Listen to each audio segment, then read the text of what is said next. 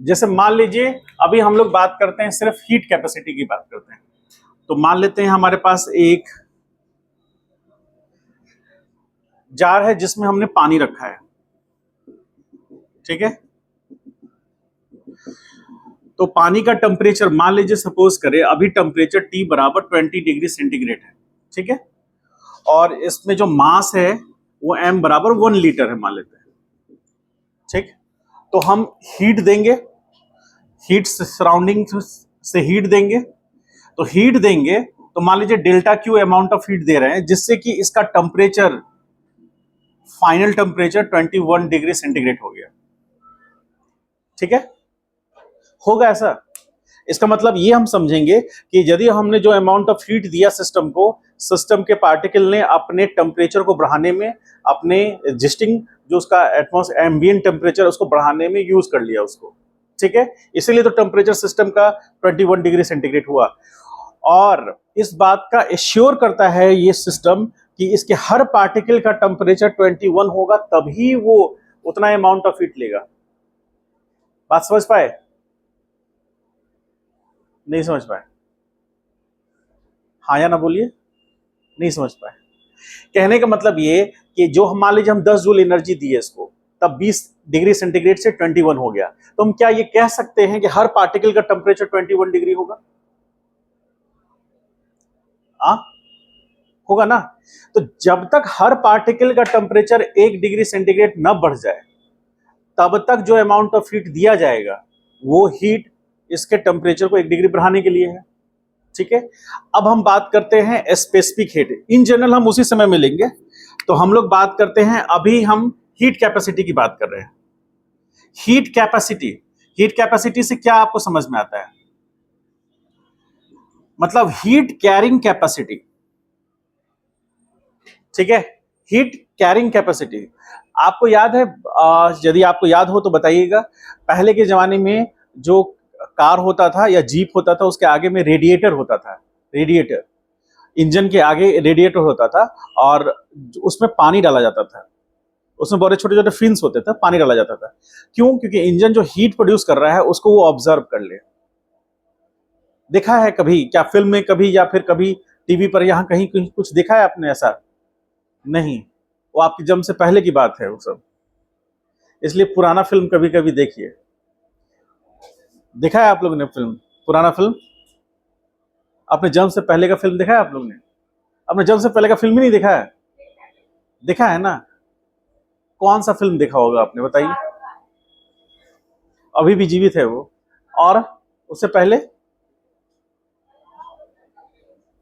और कम से कम ये तो बताइए, हम वो पॉइंट बताने वाले हैं। ना ये समझ में आ रहा है ना वो क्वेश्चन समझ में आ रहा है, तो कर क्या रहे हैं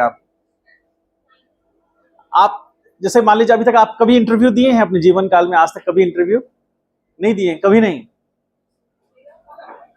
दिए हो? क्या चीज का इंटरव्यू दिए हो? स्कूल एडमिशंस में? अच्छा, देखिए स्कूल एडमिशन तो खैर अलग बात है। आप लाइफ के बहुत बड़े प्रोफेशनल कोर्स के लिए इंटरव्यू देंगे ना। जैसे मान लीजिए इंजीनियरिंग करके या मेडिकल करके आप किसी जगह सेलेक्ट होने के लिए आप इंटरव्यू देंगे, तो वो जो पूछने वाला, इंटरव्यू पूछने वाला है ना, वो हमेशा आपको आपके सेफ जोन से निकाल करके आपके अनसेफ जोन में डालेगा आपको। और हाँ, आप हमेशा कोशिश करेंगे कि हम अनसेफ जोन से सेफ जोन में आ जाए। क्या कहने का मतलब? जैसे कहने का मतलब ये कि आप आपके बारे में वो जानेगा तो आपसे वो सवाल पूछेगा जिसमें आप कंफर्टेबल नहीं है। आपसे वो सवाल कभी नहीं पूछेगा जिसमें आप कंफर्टेबल हैं, ठीक है। और हाँ, आप हमेशा कोशिश करेंगे उसको उस जोन से निकाल के लाने में जहां आप कंफर्टेबल हैं, ठीक है। इंटरव्यू का ये खासियत होता है, ठीक है।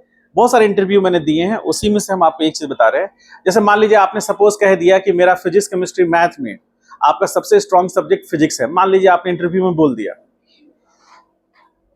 ठीक है। तो उससे उसको कोई फर्क नहीं पड़ता, वो पूछेगा वही जो उसको आता है, ठीक है। आपको फिजिक्स से कोई मतलब नहीं। तो आपसे आपको सेफ जोन से निकालकर वन सेफ जोन में ले जाएगा। आपसे केमिस्ट्री के क्वेश्चन कुछ कुछ पूछेगा, उसके बाद कुछ ऐसे क्वेश्चन पूछेगा जो 9-10 में आपने पढ़ना था, वो जो कि ज्योग्राफी से रिलेटेड है, ठीक है। ऐसे ऐसे सवाल पूछेगा वो आपसे, ताकि आप ये तो जानते हैं, ये तो ठीक है, ये जानते हैं, ये चीज बताइए, समझे। तो रियल लाइफ में भी यही होता है। अब आते हैं इस पॉइंट पे, हम आते हैं तो रेडिएटर का काम क्या होता है। Radiator heat carrying capacity water का बहुत ज्यादा होता है। मतलब आप हीट कैपेसिटी वाटर का देखिएगा तो 4200 के लगभग में आता है। तो वो मतलब एक यूनिट मास कितना अमाउंट ऑफ हीट कैरी कर सकता है अपने साथ में, वो बताता है उसका हीट कैपेसिटी। अब इसको मीनिंग क्या हुआ कि जैसे यहां पर डेल्टा टी टेम्परेचर राइज हुआ, कितना अमाउंट ऑफ हीट लगा, डेल्टा क्यू। तो हीट कैपेसिटी को यदि हम सी से डिनोट करें और एस से भी डिनोट करें, आगे इंजीनियरिंग में जाएंगे तो सी से डिनोट करते हैं, और अच्छे अच्छे जो ऑथर हैं वो सी से डिनोट करते हैं, एनसीईआरटी में एस से डिनोट करता है। दोनों का नाम एक ही है, मतलब दोनों का काम एक ही है, बस नोटेशन में अंतर है। तो हीट कैपेसिटी बराबर हो गया delta T by delta Q. आपको एनसीईआरटी में ऐसा दिखेगा। तो delta Q by delta T मतलब amount of heat required to increase the temperature of the substance by 1 degree centigrade. ठीक है, मतलब सबस्टांस के टेम्परेचर जो भी हमने सिस्टम लिया है उसके टेम्परेचर को राइज करना कितने, 1 डिग्री सेंटीग्रेड से। जितने अमाउंट ऑफ हीट की जरूरत पड़ेगी वो क्या कहलाएगा, उसका हीट कैपेसिटी कहलाएगा। अभी स्पेसिफिक पे नहीं आए हैं। अब जो भी उसका मास है, मान लेते हैं उसका मास 10 लीटर है, मतलब लीटर मतलब वॉल्यूम होता है, मास 10 केजी है, तो उसके लिए अमाउंट एक टेम्परेचर 1 डिग्री सेंटीग्रेड बढ़ाने के लिए जो हीट चाहिए होगा, हो सकता है वो 15 डिग्री हो, तो जो अमाउंट ऑफ हीट चाहिए होगा 1 डिग्री सेंटीग्रेड बढ़ाने के लिए, उसको हम लोग बोलेंगे हीट कैपेसिटी। अब यदि यूनिट मास में हम चेक करेंगे तो यदि यूनिट मास में चेक करेंगे तो एस, स्मॉल एस बराबर क्या लिखेंगे, स्मॉल एस बराबर आ जाएगा delta T by delta Q per unit mass. मतलब यहां पर अब क्या है, अब हमको इस बात से ज्यादा मतलब है कि 1 केजी मास को टेम्परेचर 1 डिग्री से बढ़ाने के लिए जितने अमाउंट ऑफ हीट की जरूरत पड़ेगी हम उसकी बात करेंगे। अब मैंने आपसे पहले भी पूछा था कि यदि 1 लीटर पानी है उसको 1 डिग्री सेंटीग्रेड से टेम्परेचर बढ़ाना है तो जितना अमाउंट ऑफ हीट चाहिए, क्या 10 लीटर पानी है उसको 1 डिग्री सेंटीग्रेड टेम्परेचर बढ़ाना है, उसके लिए जो हीट चाहिए दोनों बराबर होंगे, अलग अलग होंगे, सेकेंड वाला ज्यादा होगा, पहला वाला ज्यादा होगा, इसलिए क्योंकि मास इन्वॉल्व हो गया ना उसमें।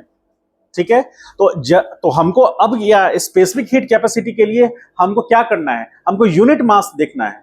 तो यूनिट मास में 1 डिग्री टेम्परेचर बढ़ाने के लिए जो अमाउंट ऑफ हीट जरूरत होगा उसी को बोलेंगे स्पेसिफिक हीट कैपेसिटी।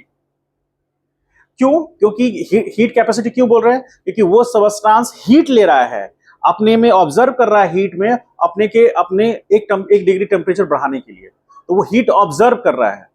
जो तुमने बोला था कि हीट देंगे तो उसको बर्न करने के लिए, वो अलग चीज है। यहाँ हीट ऑब्जर्व कर रहा है वो, और हीट ऑब्जर्व करके क्या कर रहा है, अपने टेम्परेचर को 1 डिग्री से बढ़ा ले रहा है। तो यदि मान लीजिए कोई सबस्टांस मान लीजिए 1 केजी ही है और वो मान लीजिए 10 जूल एनर्जी लेता है 1 डिग्री से टेम्परेचर को बढ़ाने के लिए, और दूसरा सबस्टांस 30 जूल लेता है अपने बॉडी में टेम्परेचर को 1 डिग्री से बढ़ाने के लिए, तो हीट कैपेसिटी किसका ज्यादा होगा?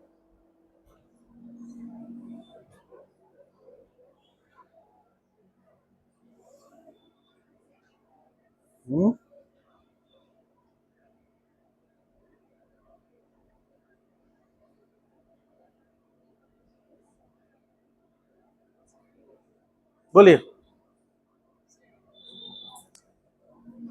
तो जैसे मान लीजिए कि S1 है, क्यों बह क्यों रहा है, फ्लूडिटी आ रहा है इसमें, delta T by delta Q.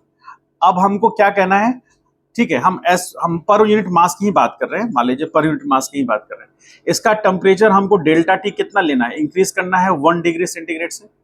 ठीक है, और जो अमाउंट ऑफ हीट है मान लीजिए कि क्यू हम ले रहे हैं सपोज 10 जूल। ठीक, अब सेकेंड केस में S2 में 1/m पर यूनिट मास है, तो डेल्टा टी हमको बढ़ाना 1 ही डिग्री है। ठीक है, इसको इंक्रीज करना 1 डिग्री सेंटीग्रेड से, लेकिन यहाँ डेल्टा क्यू हमें जरूरत पड़ गया 30 डिग्री सेंटीग्रेड, 30 जूल का। तो आप बताइए, पहले केस में हमको 10 जूल की जरूरत पड़ी और दूसरे केस में हमें 30 जूल की एनर्जी की जरूरत पड़ी, तो इसका तो कम हो गया ना वैल्यू। तो हीट मतलब यहां पर हम क्या समझेंगे कि हीट कैरिंग कैपेसिटी किसका ज्यादा है, बोलिए। इसको 1 टेम्परेचर बढ़ाने के लिए हमको 30 जूल एनर्जी देना पड़ गया, तब जाकर उसका 1 डिग्री टेम्परेचर बढ़ा। यूनिट मास दोनों का ले रहे हैं हम लोग इसको। तो इसके अंदर में हीट कैरिंग कैपेसिटी जो है, हीट को कैरी कर ओवर करने की कैपेसिटी सबसे ज्यादा है ना, इससे ज्यादा है ना इसमें, ठीक है। तो कहने का मतलब ये कि 1 डिग्री सेंटीग्रेड से हमको टेम्परेचर बढ़ा के देखना है, उसके लिए जो अमाउंट ऑफ हीट चाहिए वो अलग अलग सबस्टांस का अलग अलग होगा ना। मान लीजिए 1 लीटर आपने एयर लिया है और उसको आप हीट दे रहे हैं तो जल्दी गर्म हो जाएगा। 1 लीटर पानी लेंगे, उसको हीट देंगे तो वो जल्दी गर्म नहीं होगा, ठीक है।